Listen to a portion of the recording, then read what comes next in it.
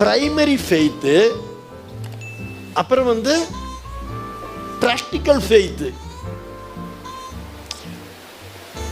அடிப்படை விசுவாசம், இன்னொன்று அது தமிழில் எப்படி சொல்லுது, நடைமுறை விசுவாசம். ஓகே, இப்படி வச்சுக்குவோம். விசுவாசத்தில் ரெண்டு இருக்குது.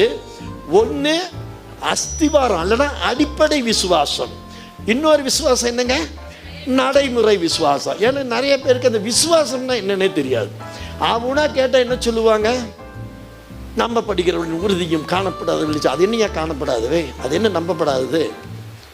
அப்போ எது தெரியாது. விசுவாசம் என்றாலே சுருக்கமாக புரிஞ்சுக்கணும்னு சொன்னால் உன் எண்ணங்கள், இங்கிலீஷில் சொன்னால் தாட்ஸ்.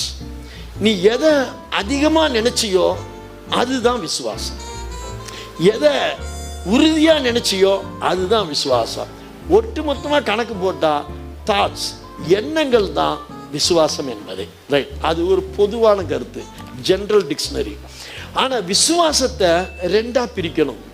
எப்படி பிரிக்கணும் அப்படின்னு கேட்டால், ஒன்று அடிப்படை விசுவாசம், இன்னொன்று நடைமுறை விசுவாசம். அது என்ன பிரதர் அடிப்படை விசுவாசம்? கர்த்தர் சிலுவையில் எனக்காக யாவையும் செய்து முடிச்சிட்டார்னு சொல்கிறது அடிப்படை விசுவாசம். அதை நம்பாம நீ கிறிஸ்துவத்துக்குள்ள வந்திருப்பியா? கிறிஸ்து எனக்காக மரித்தார். எத்தனை பேர் விசுவாசிக்கிறீங்க? இப்போ கேட்கும்போது விசுவாசம் என் வாயில் வருதா? கிறிஸ்து எனக்காக மரிக்க போறாரா, மரித்து விட்டாரா? மரித்து விட்டாச்சு. இது அஸ்திவார கிறிஸ்தவம். யாரை எடுத்தாலும், எந்த கிறிஸ்டியனை எடுத்தாலும் எல்லாருக்குள்ள இந்த விசுவாசம் இருக்குமா இருக்காதா? அது இல்லைன்னா நீ இதுக்குள்ள ஞானஸ்தானம் எடுத்திருக்க முடியாது.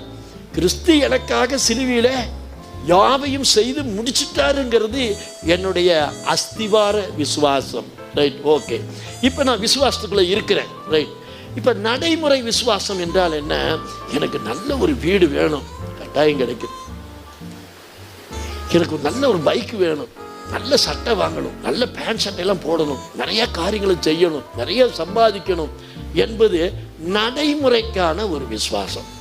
இந்த அடிப்படை விசுவாசம் அதை கலைக்க முடியாது. இது வேணா மாறும். இந்த நடைமுறை விசுவாசம் மாறுமா மாறாதா? திடீர்னு டபுள் பெட்ரூம் வேணும்னு ஆசைப்பட்டுட்டு இருப்பீங்க, விசுவாசமாக இருப்பீங்க, எனக்கு எப்படி இருந்தாலும் ஆண்டவர் டபுள் பெட்ரூம் கொடுப்பார். திடீர்னு ஃப்ரெண்டு வீட்டுக்கு போவீங்க, அவங்க வீட்டில் 3 பெட்ரூம், ஆண்டவர் எனக்கு 3 பெட்ரூம் வேணும். உடனே மனம் மாறுது. இது நடைமுறை விசுவாசம். அடிப்படை விசுவாசத்தில் கர்த்தர் எனக்காக யாவையும் சிலுவையில் செய்து முடிச்சிட்டாரான்னு யோசிச்சா விசுவாசம் இல்லை, முடிச்சிட்டாருங்கிறது தான் அடிப்படை விசுவாசம். அப்போ இந்த